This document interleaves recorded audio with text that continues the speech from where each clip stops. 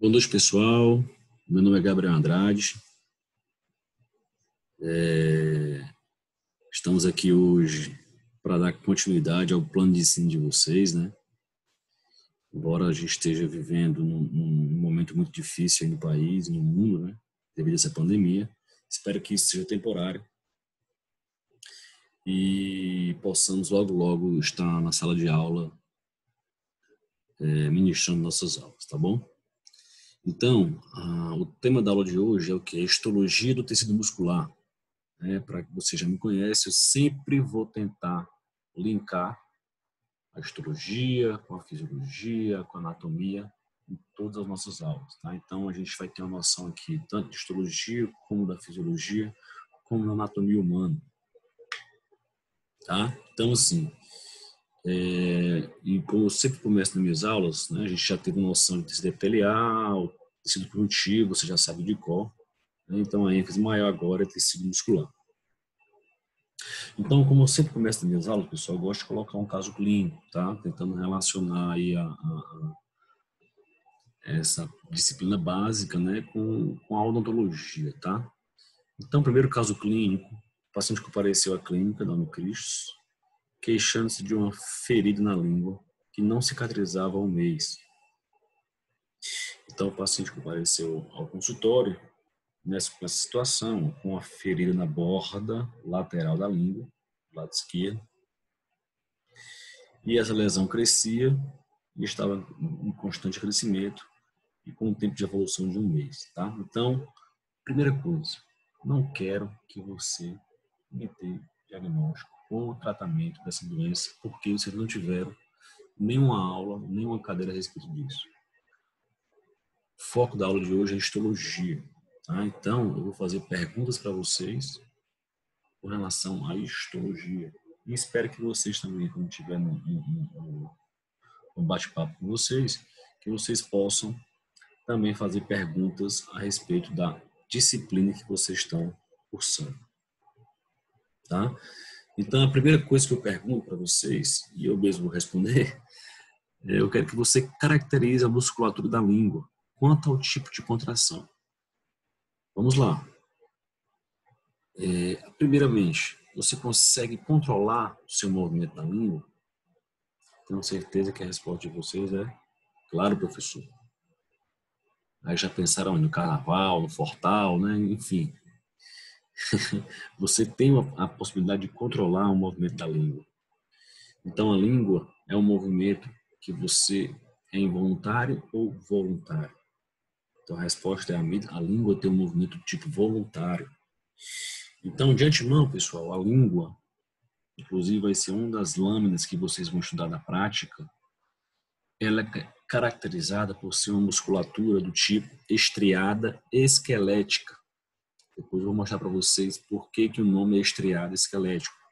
No decorrer da aula vocês vão entender isso, tá? Então, toda musculatura estriada esquelética vai ter uma contração do tipo voluntária. Beleza? Outros tipos de contração da língua, ou características de contração da língua, é que ela é vigorosa, ou seja, ela tem força.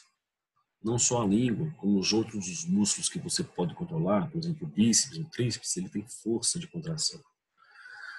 Então, é uma das características da musculatura esquelética, na língua, é que ela tem uma contração do tipo vigorosa. Além disso, ela é descontínua, ou seja, você não consegue movimentar a língua de uma maneira constante, pessoal. Vai ter uma hora sempre que ele vai parar a movimentação da língua. Além disso, ela vai ter um tipo de contração rápida. Então, feche nesse slide, eu não comecei nem da aula ainda. Tá? Então, você sabe que a língua, que é a musculatura estriada esquelética, vai ter esse tipo de contração. Se você souber isso aqui na aula, pessoal, já está de bom tamanho. Você já compreendeu como é que funciona o tipo de contração de uma determinada musculatura do nosso corpo. Beleza? Então vamos lá. O segundo caso, na verdade aqui ainda é o corte histológico, que é o que vocês vão ver lá na prática, mostrando essas linhas, esse corte mais contínuo o chamado de corte longitudinal, é o que vocês vão ver lá no microscópio óptico de vocês na aula prática, e o corte transversal, que é mais esférico, mais redondinho, tá? Então, a partir daqui, pessoal, você já pode caracterizar também histologicamente como é que funciona uma musculatura estriada esquelética. Vamos lá. Vamos olhar aqui, ó, vamos perceber aqui nos cortes transversais. Vamos pegar essa célula muscular aqui, nessa região, onde eu estou mostrando para vocês, tá? Perceba que o núcleo, que é essa estrutura mais acidófila, ou seja, mais arroxeada, ele está voltado mais para a periferia dessa célula ou mais no centro da célula? Tenho certeza que a resposta de vocês vai me dizer que é o quê? Na periferia. Então, olha aí uma característica importante da musculatura estriada esquelética, no corte histológico. Os núcleos estão localizados na periferia da célula. E perceba, por exemplo, nessa célula aqui, ó, que tem mais de um núcleo, 1, 2, 3, que é outra característica da musculatura estriada esquelética, que é a musculatura do tipo, então, que ela tem um núcleo na periferia e geralmente ela é multinucleada. Ok? Então, aqui, antes de começar a aula, a gente já deu uma revisão muito interessante. Vocês entendendo isso, ao ponto de vista histológico e fisiológico, com certeza vocês vão se dar bem na prova, que vai acontecer logo no P2, tá? Segundo caso clínico, paciente do sexo feminino, 19 anos de idade, compareceu à clínica de cirurgia avançada da Unicristo com queixa de que seu rosto estava inchado. Então percebe que aqui, ó, na região submandibular, do lado esquerdo do paciente, há uma assimetria, né? Esse lado está um pouquinho mais aumentado do volume com relação a esse. Muita gente pode pensar que isso é uma patologia, tá? Mas isso aqui é uma alteração clínica que acontece em alguns pacientes, que eu vou mostrar para vocês. Ó. Aqui numa tomografia tridimensional, perceba que o ramo da mandíbula, isso vocês já viram também na anatomia, do lado esquerdo, que é essa região aqui, está um pouco mais alargado do que o lado direito. Tá? O nome dessa alteração clínica dessa paciente é chamada de hipertrofia do músculo masseter. O masseter é um músculo que faz parte da mastigação. Vocês viram isso na fisiologia muscular. E aí eu pergunto para vocês, diferenciem o que é hipertrofia e o que é hiperplasia. Isso é importante também para vocês conhecerem, tanto na histologia como na fisiologia. E eu já respondo para vocês, tá, pessoal? Hipertrofia, a gente pode dar exemplos. Por exemplo, quando você está na academia, trabalhando lá seu bíceps, fazendo sua flexão do bíceps, o que é que você espera que seu músculo aconteça? Que ele cresça, não que você fique forte. Esse crescimento muscular, o crescimento da célula muscular, é chamado de hipertrofia. E o que é a hiperplasia? A hiperplasia é uma mitose, é uma divisão celular, certo? Então, tem uma diferença entre hipertrofia, que é o crescimento celular, e a hiperplasia, que é uma divisão ou multiplicação celular. Beleza? Isso, quando a gente for diferenciar os 3 tipos musculares, a gente vai explicar um pouquinho melhor esse conceito de hipertrofia e hiperplasia. Ok? Então, dando continuidade à nossa aula, sabe-se que as células do tecido muscular, pessoal, elas são originadas pela aquela estrutura embrionária chamada de mesoderma. Né? Então, elas são derivadas de células mesodérmicas. Né? A partir daí, elas vão se diferenciar em estruturas especializadas, ou seja, os tecidos musculares, através da síntese de proteínas, juntamente com o alongamento dessas células. Tudo isso, pessoal, caracteriza o quê? Que as células musculares, elas são alongadas, tanto a célula do músculo estriado esquelético, como a célula do músculo estriado cardíaco, como as células do músculo liso. Todas as células musculares são alongadas. Tá? E quais são os componentes? Esses aqui são os componentes básicos, principalmente da musculatura estriada esquelética, pessoal. Esse primeiro componente, chamado de sarcolema, ele funciona como se fosse a membrana celular dessa célula muscular. Existem também os túbulos transversos, que mais na frente eu vou mostrar para vocês qual é a função principal desses túbulos. Abrangendo toda a célula muscular, também existe aqui rodeando, principalmente no músculo estriado esquelético, existe o retículo sarcoplasmático, que também vamos ver qual é a função desse retículo sarcoplasmático. E além do sarcolema, que é a membrana celular, o citoplasma da célula muscular, o citoplasma é chamado de sarcoplasma. Beleza? Então, são esses componentes que a gente vai estudar na aula de hoje. Vamos ter um conhecimento maior na aula de hoje. Lembrando que isso é mais importante para a fisiologia da contração muscular, vocês vão ter que conhecer também. E a gente vai revisar um pouquinho aqui na histologia, ok? Então, vamos lá. Quanto aos tipos de tecidos musculares, sabe-se hoje que existe o músculo estriado cardíaco. Esse músculo aqui, pessoal, é exclusivo, é encontrado exclusivamente aonde? No coração. É aquele músculo responsável pelo batimento cardíaco. Existe o músculo estriado esquelético. Músculo estriado esquelético. Ele é encontrado em todas as musculaturas do nosso corpo que você pode o quê? Controlar. Que você vai exercer movimentos voluntários. Aí existe o músculo estriado liso. A aula de hoje, a gente vai dar ênfase maior ao músculo estriado esquelético, mas vamos entender um pouquinho também das outras duas estruturas. Beleza? O músculo estriado liso, músculo liso, na verdade, ele está encontrado em todas as nossas vísceras. Tá? Na pupila, nos músculos do estômago, nos músculos do intestino, tá? Nos vasos sanguíneos, que a gente vai também discutir um pouquinho com vocês. Vamos lá, com relação ao músculo estriado esquelético, pessoal. Então, se você souber isso aqui para a histologia, já está de bom tamanho, tá? Caracterizando o quê? Como é que funciona, como é que é a forma das fibras musculares e como é o tipo de contração do músculo estriado esquelético.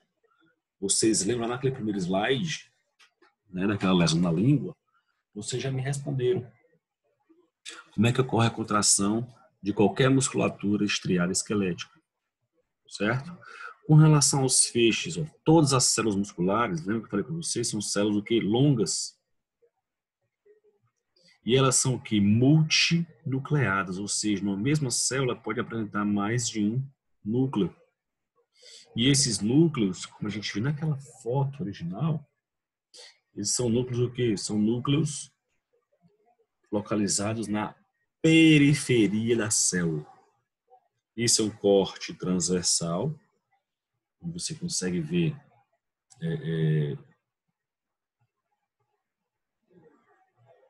a estrutura celular um pouco mais arredondada, e este é um corte longitudinal.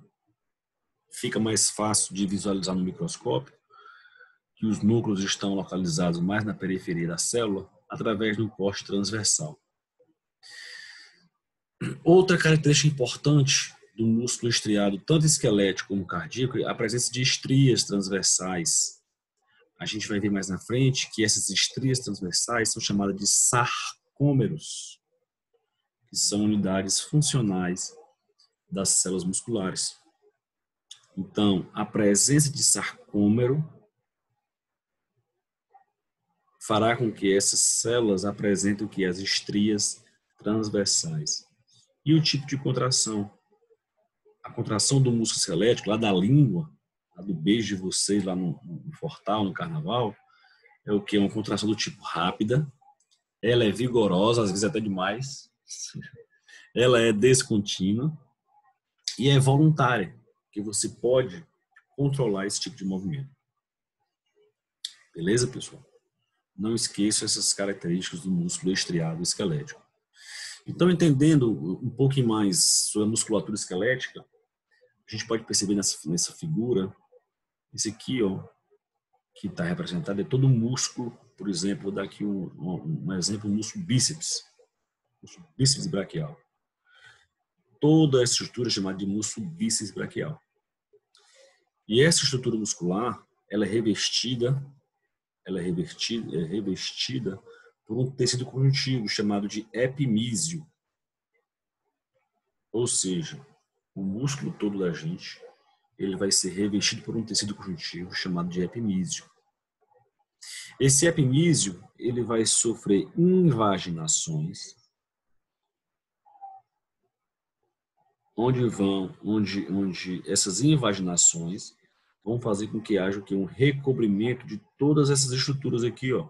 1, 2, 3, vários conjuntos de estruturas são chamados de fascículos musculares. E o tecido conjuntivo que reveste cada um desses fascículos é chamado de quê? Perimísio.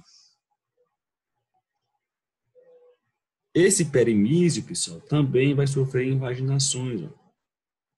Onde vão o quê? Onde vai o quê? Essas invaginações vão recobrir as fibras ou células musculares, que são as miofibrilas.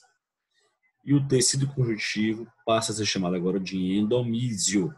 Então, de fora para dentro, o epimísio recobre todo o músculo em si.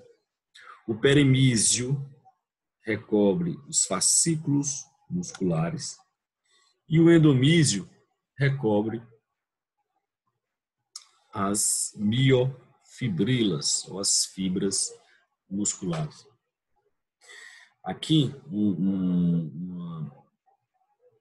uma coloração tipo picrocílios, que vocês não vão ver na graduação, tá? Você percebe que essa estrutura de tecido conjuntivo ao redor do músculo no todo é chamado de epimísio, a parte mais externa. Esse epimísio sofre invaginações nessa seta branca maior, mais alongada, que vai recobrir os fascículos, que é chamado de perimísio. E cada perimísio desse vai sofrer outras invaginações menores, ó, e vão recobrir cada uma aqui dessas células musculares, que são chamadas de quê? De endomísio. Perceba aquilo que a gente falou no começo da aula. Olha aqui os núcleos das células, aqui no corte transversal. O núcleo está localizado na periferia ou no centro da célula? O núcleo está localizado na periferia. Não esqueçam isso, pessoal. Isso a gente vai ver muito ainda, tanto na prática como na teoria. Tá ok? Então, qual é o papel do tecido conjuntivo no músculo estriado esquelético, tá? A principal função, as principais funções do tecido conjuntivo é o quê? Manter as fibras musculares unidas. Além disso, vai permitir essa união das fibras musculares vai permitir que haja uma transmissão de força aos tendões e aos ossos, realizando um movimento de contração. Tá? Além disso, o tecido conjuntivo, pessoal, apresenta vários vasos sanguíneos, porque o nosso músculo precisa de energia, precisa de nutrientes. E quem leva isso aí é o tecido conjuntivo, através dos seus vasos sanguíneos. Beleza? Tanto vasos sanguíneos como vasos linfáticos e nervos, para permitir que haja a contração da célula, da musculatura. Então, entendendo um pouquinho de fisiologia, vamos pegar aqui o músculo deltoide, certo? Aqui uma parte do músculo deltoide e vamos estudar ele a nível microscópico. Vocês estão vendo esses vários feixes, ó. Isso aqui são as miofibrilas, que são as fibras musculares em si. Vou pegar um pedaço dessa fibra muscular e vou ampliar, que é essa região aqui, pessoal. Então é aqui que vai entrar aquelas zonas e aquelas faixas que a gente precisa saber, tanto para fisiologia como para histologia. Beleza? Por que que o músculo é chamado de estriado? Por que que o músculo é chamado de estriado? Justamente porque no microscópio você percebe essas estrias chamadas de estrias transversais. Então, cada uma dessas estrias transversais, pessoal, são chamadas de o quê? De sarcômeros. Então, isso aqui que você está visualizando, nada mais é do que sarcômero. Um sarcômero, dois sarcômero. Tá? Então, o sarcômero ele vai ter algumas faixas e linhas que você precisa conhecer. Tá? Não vamos aprofundar muito. A gente sabe que a faixa H ela é formada exclusivamente por esse filamento muscular, ou essa proteína muscular mais espessa. Eu tenho certeza que vocês sabem que essa proteína muscular mais espessa é chamada de miosina. Então, a faixa H, quando o músculo está em repouso, a gente consegue visualizar apenas o que? A miosina.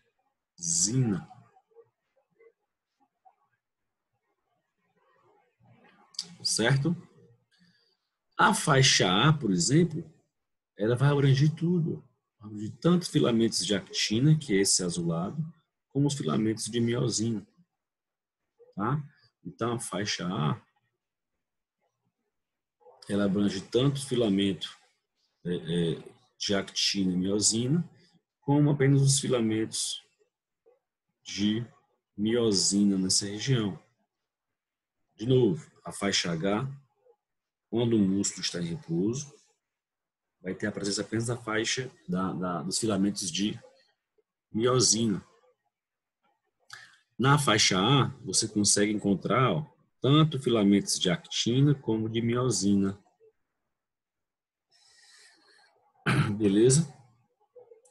E essas linhas, chamadas de linha Z, ou seja, a distância entre uma linha Z a outra linha Z, que é essa distância aqui em cima, uma linha Z até a outra linha Z, é chamada de sarcômero. E aí no microscópio vocês vão ver mais ou menos nessa configuração, onde você percebe várias estrias transversais. Além das proteínas de actina, miosina, e além da troponina e a tropomiosina, que também são proteínas musculares, você também vai encontrar, claro que você não vai visualizar no nível de microscópio, mas também estão presentes no microscópio óptico, na verdade, a desmina e a distrofina. A desmina, ela vai ligar as miofibrilas umas às outras, tá? A função dela. E a distrofina, ela liga os filamentos de actina às proteínas do sarcoplasma, ou seja, ela vai estar presente nessa região. Então, tem alguns pacientes, por exemplo, que apresentam uma doença chamada distrofia muscular. A distrofia muscular, com certeza, vai ser ou uma redução ou da quantidade dessa proteína ou uma diminuição na função dessa proteína, chamada distrofina, onde o paciente vai ter uma doença progressiva e debilitante, muitas vezes chegando até a morte prematura, morte precoce, tá? Por conta dessa distrofia muscular. Então, vamos entender um pouquinho como é que funcionam os filamentos de miosina. O filamento de miosina é o filamento mais espesso que a gente vai encontrar, onde você vai ter duas estruturas, duas camadas, dois filamentos encontrados de forma helicoidais, e na sua extremidade vão apresentar as cabeças, que são cabeças de miosina. São essas cabeças que vão ser responsáveis pela sua fixação com os filamentos de actina. Beleza? E o filamento de actina, que está representado com essas esferas azuis, tá? Também ela vai ter um formato helicoidal E em cima da superfície da actina vai ter aquele complexo de troponina, tropomiosina, que também são duas proteínas encontradas tanto na musculatura esquelética, porém em menor quantidade. Beleza?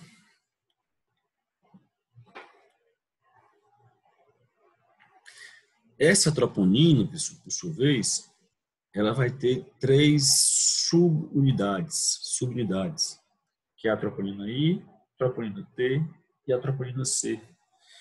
Vocês vão se ater principalmente a essa troponina C, que é a que fica mais superficial. Essa troponina C, ela vai ter uma forte afinidade com os íons cálcio. Então, quando o cálcio ele é liberado lá do retículo sarcoplasmático, ele vai se ligar a essa troponina do tipo C. Isso vai fazer com que haja uma mudança na configuração dessa proteína. Então, ela vai como se ela saísse desse canto que ela está aqui agora e movesse de direção. Então, a partir do momento que o cálcio se liga a essa troponina sai, esse complexo troponina-tropomiosina muda de direção, fazendo com que a molécula de ATP ou a molécula de miosina ela se ligue à molécula ou aos filamentos de actina. Beleza? Iniciando o processo de contração. Então, falando um pouquinho dos componentes dos músculos esqueléticos, né, os tubos transversos e o retículo sarcoplasmático.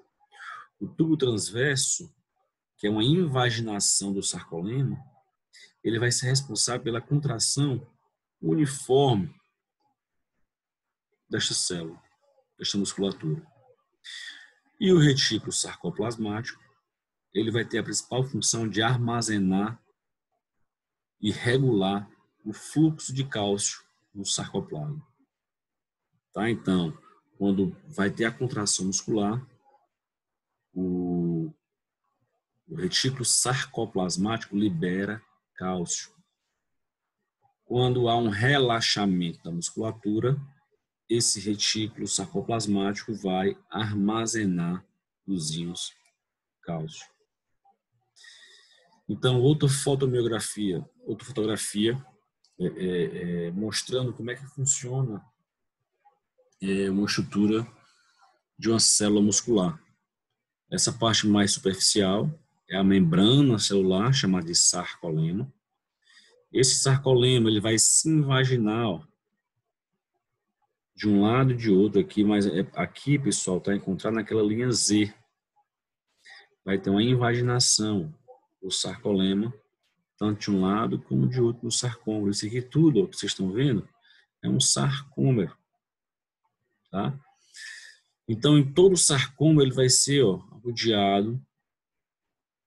Todo o sarcômero vai ser composto por essa estrutura azulada, chamada de retículo sarcoplasmático. Então, o cálcio vai estar armazenado aqui, pessoal.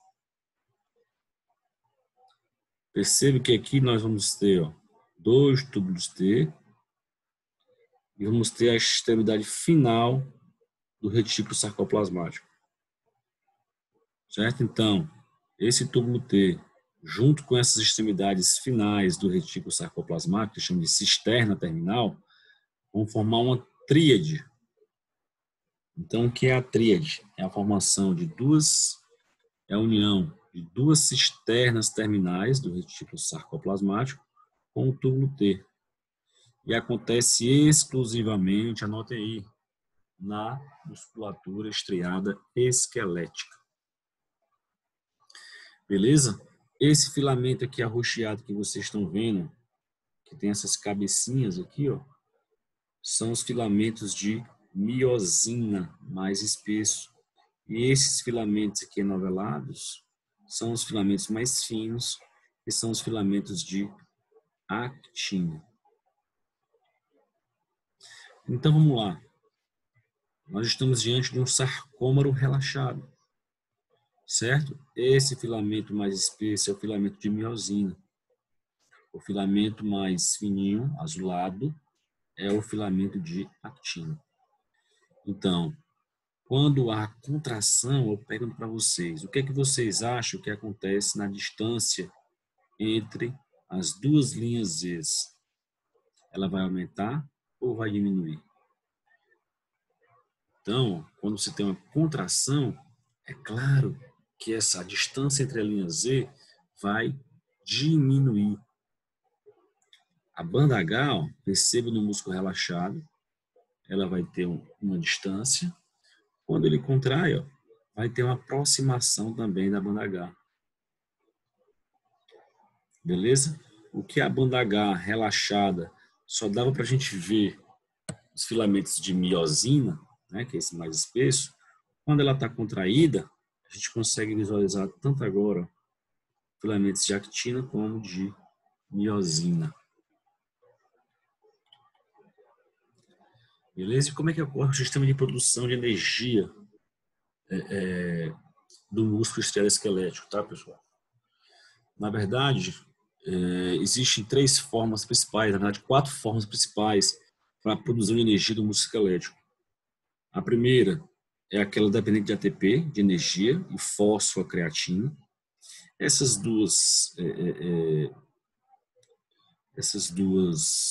fontes de energia são muito rápidas. Então, o músculo ali trabalha lá, sei lá, 5, 10 segundos, essa fonte aqui já se esgota. E aí vai começar a produzir energia através de produção de metabolismos de ácidos graxos e da glicose. Finalizado, cessado esses dois tipos de produção de energia, quando o músculo está trabalhando durante muito tempo,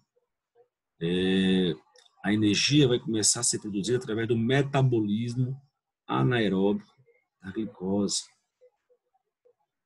certo? Então, o músculo já vai trabalhar sem oxigênio.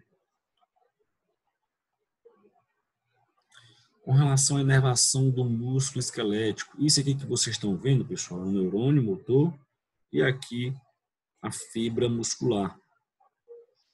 Essa estrutura formada pelo neurônio motor e a fibra muscular é chamada de placa motora. Beleza? Então, a partir daqui é que as sinapses são realizadas, né? E a acetilcolina liberada, ela vai fazer com que haja uma difusão, ou seja, vai fazer com que haja uma propagação, o início da propagação do impulso nervoso. Então, a contração só vai se iniciar depois que o neurônio motor liberar a acetilcolina, por exemplo, fazendo com que haja o que o início da propagação do impulso nervoso, posteriormente a contração muscular. Com relação ao músculo estriado cardíaco, pessoal, vocês vão ver lá na aula prática de vocês que o músculo estriado cardíaco, estriado por quê? Porque também tem estrias transversais, também tem sarcômeros no músculo estriado cardíaco. Beleza? Qual é o tipo de contração do coração? Você controla o seu batimento cardíaco? Tenho certeza que você não controla. Quando você está apaixonado, por exemplo, você passa aquela menina linda na sua direção, ou aquele menino lindo na sua direção, seu coração ali acelera. Você não consegue controlar isso aí. Se não controlar, agora eu vou bater mais no coração, agora eu vou fazer com que ele bata menos no coração. Você não vai conseguir controlar isso. Então, o tipo de musculatura do coração é do tipo involuntária, diferente daquele músculo que a gente estudou anteriormente, que é o músculo esquelético. Beleza? Quando a gente for visualizar também lá na microscopia óptica, a gente vai ver que tem, esse aqui é um corte longitudinal, tá? Geralmente é melhor de visualizar em cortes transversais. Mas já pode notar aí também, pessoal, para vocês, que o núcleo da célula da musculatura cardíaca, ele está localizado no centro da célula, diferente do músculo estriado esquelético. Beleza? Com relação às características da célula e da sua contração do músculo estriado cardíaco. Vejamos aqui bem, ó, de novo, no corte transversal. Ó. Percebe que o núcleo celular ele está localizado onde? No centro da célula. Essas fibras geralmente têm em alguns casos podem apresentar dois núcleos, ou seja, elas podem ser uni ou binucleadas, mono ou binucleadas.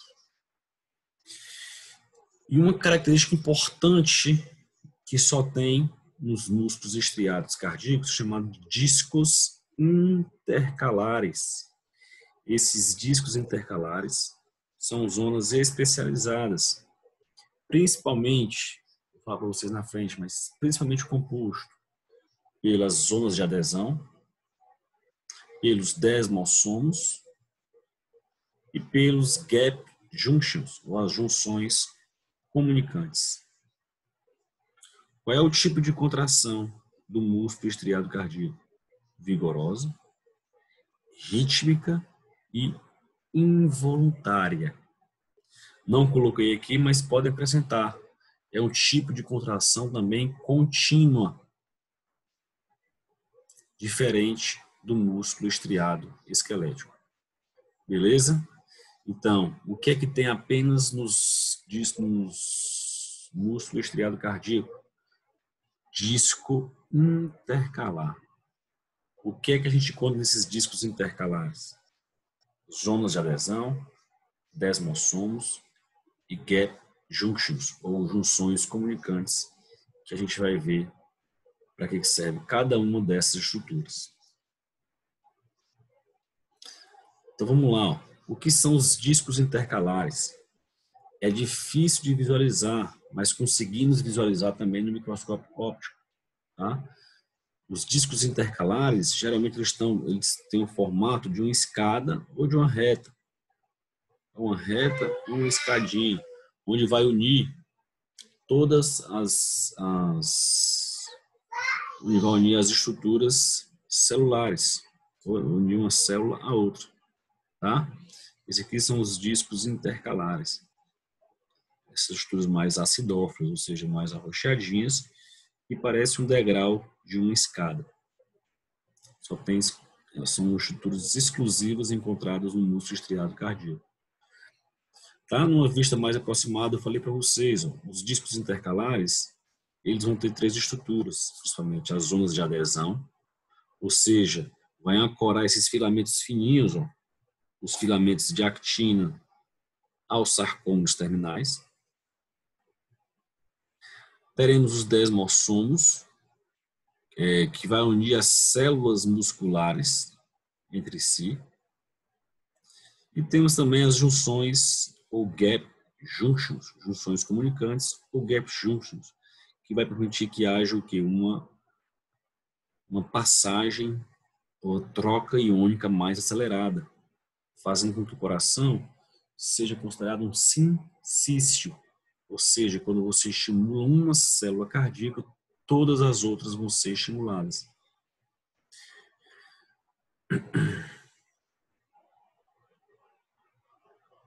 Então, com relação ao músculo estriado cardíaco e as suas funções das proteínas contráteis. Por exemplo, no músculo estriado cardíaco vai ter tanto miosina como actina semelhante ao músculo estriado esquelético. O sistema T, os túbulos T e o retículo sarcoplasmático, eles vão ser pouco organizados quando comparado com o músculo estriado esquelético. Lembra que eu falei para vocês que o músculo estriado esquelético tinha uma tríade, né, que eram duas cisternas terminais para um túbulo T. No músculo estriado cardíaco vai ser uma cisterna terminal mais um túbulo T. Isso aqui, pessoal, a gente fala mais na prova prática, tá? Na prova teórica. Tá? Você não precisa saber isso a fundo na prova prática, não. Isso nem cai. Certo? 40% do citoplasma ou do sarcoplasma vão ser composto por mitocôndrias no músculo estriado cardíaco. Ou seja, vai ter mais mitocôndrias no cardíaco do que no esquelético, porque precisa de mais energia. O coração precisa bombear pela vida toda. Quando parar de bombear, a pessoa não sobrevive, tá? Além disso, pessoal, dentro do coração vão ter algumas células chamadas de células secretoras de ANP. Esse ANP é um hormônio chamado de hormônio peptídeo atrial natriurético. O que é que ele vai fazer? Ele vai agir lá nos rins, diminuindo a pressão arterial. Ele é um hormônio antagonista à aldosterona, por exemplo. A aldosterona, vocês vão ver na fisiologia, que é um hormônio que aumenta a pressão arterial. E finalizando, vamos ter agora falar um pouquinho da musculatura lisa. Pessoal, a musculatura lisa, ela vai ser encontrada principalmente nas nossas vísceras, tá? Com exceção do coração. Aí eu te pergunto, você controla o seu movimento peristáltico do estômago? Você controla a sua vasoconstricção, a sua vasodilatação? Você não é capaz de controlar isso aí. Então, uma das características já de contração do músculo liso é que ele é do tipo involuntário. Porém, você já viu falar, por exemplo, que a nossa digestão ela demora muito para acontecer.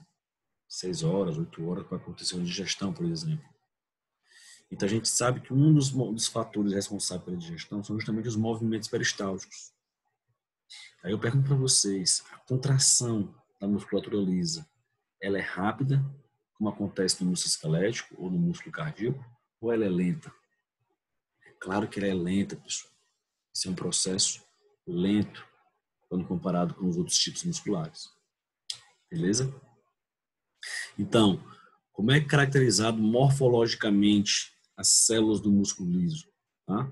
Vocês podem ver que elas ficam mais achatadas na sua periferia e são mais alargadas no centro. Esse tipo celular são chamadas de células fusiformes. O músculo liso não apresenta estrias transversais. O núcleo dele, a gente pode ver aqui, tanto no corte longitudinal como no corte transversal, que o núcleo dele também é único e no centro. Se a gente for revisar um pouquinho, a célula do músculo esquelético, ele é multinucleado e o núcleo localizado na periferia. No cardíaco, ela é uni ou binucleado e o núcleo é localizado mais ao centro. Já no músculo liso, ele vai ser uninucleado ou mononucleado, com seu núcleo localizado no centro da célula. A contração desse tipo muscular é uma contração do tipo fraca, lenta e involuntária. Aí eu te pergunto, ela é contínua ou descontínua? Ela é contínua, certo? Semelhante ao músculo estriado cardíaco. Então, como é que ocorre a organização estrutural do músculo liso? Tá? Aqui você vê um corte transversal e aqui um corte longitudinal. Esse músculo liso, pessoal, na semelhança com o músculo cardíaco, ele vai apresentar alguns junções comunicantes que permitem com que haja uma passagem, se uma célula muscular lisa for ativada, a outra também será. Também funciona como um sincício, semelhante ao coração. Claro que de uma forma mais lenta. Beleza? Na superfície dessas células, haverá algumas depressões. Não dá para a gente visualizar aqui, mas essas depressões na superfície das células musculares lisas são chamadas de cavéolas, que pode cair em prova, pessoal. Qual é a função principal das cavéolas? Certo? É o que? Ela vai conter ou vai armazenar íons cálcio. Beleza? Além disso, na musculatura lisa também vai ter a presença de corpos densos. onde vai ter uma ligação dos filamentos de actina, e são muito importantes, pessoal, esses corpos densos, durante a contração da musculatura lisa. Então, aqui um corte histológico mostrando um corte transversal superior e um corte longitudinal inferior. Nesse corte transversal, você percebe que os núcleos estão localizados no centro da célula e geralmente são uninucleadas essas células. Okay?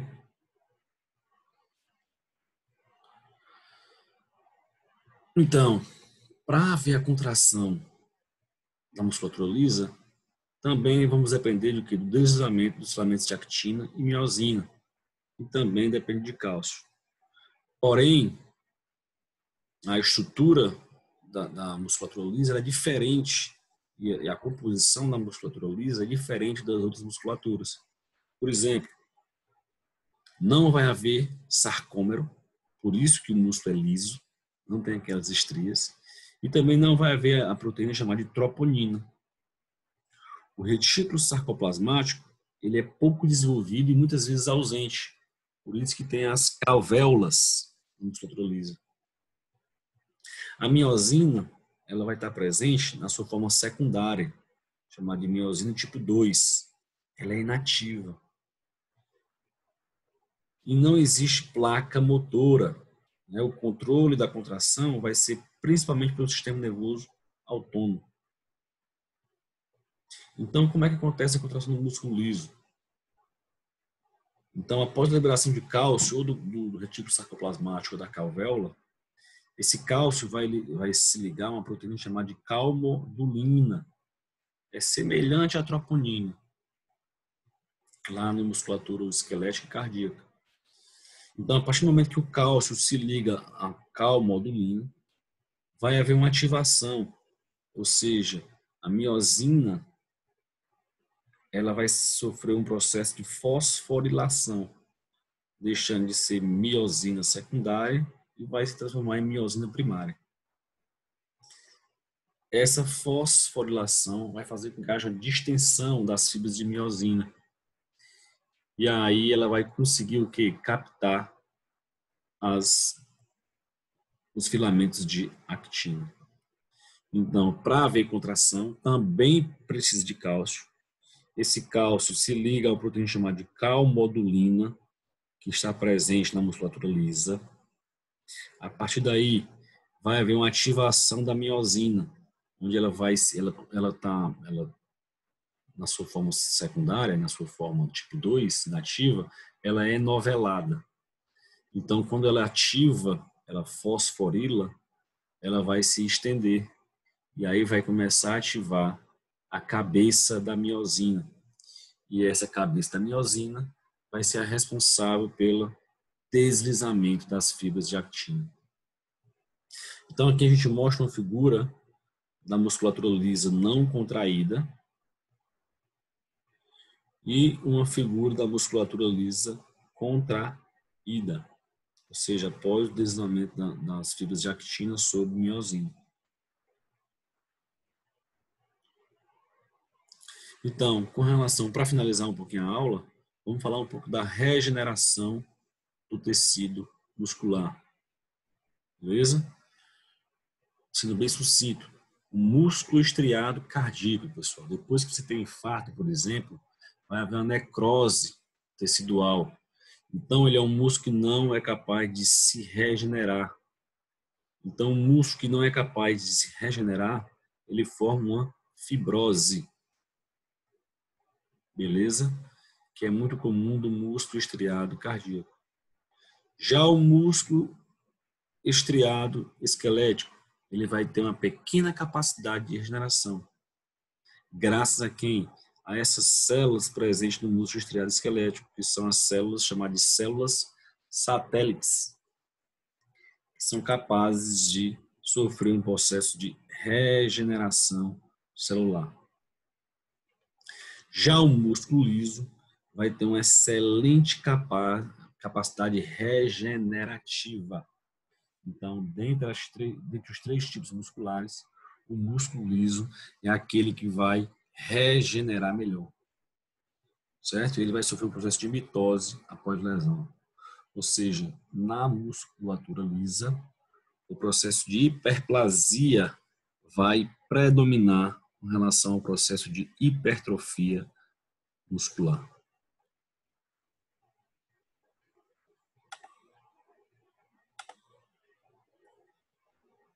Então, pessoal, finalizamos a nossa aula de hoje de tecido muscular.